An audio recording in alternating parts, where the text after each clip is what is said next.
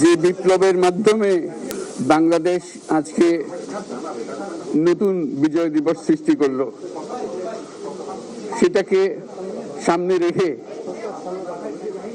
এবং আরো মজবুত করে আমাদেরকে সামনে এগিয়ে যেতে হবে।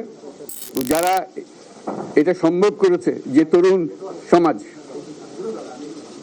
তাদের প্রতি আমি আবার সমস্ত প্রশংসা এবং কৃতজ্ঞতা জানাচ্ছি তাদেরকে। পুনর্জন্মে যে বাংলাদেশ পেলাম, সে বাংলাদেশ যেন অত্যন্ত দ্রুত গতিতে এগিয়ে চলতে পারে, সেটাই হলো আমাদের শপথ। সেটা আমরা রক্ষা করতে চাই, এগিয়ে যেতে চাই। সারা বাংলাদেশ একটা বড় পরিবার, এই পরিবার আমরা একসঙ্গে চলতে চাই। বিশৃঙ্খলা, সহিংসতা এগুলো হলো অগ্রগতির বড় শত্রু।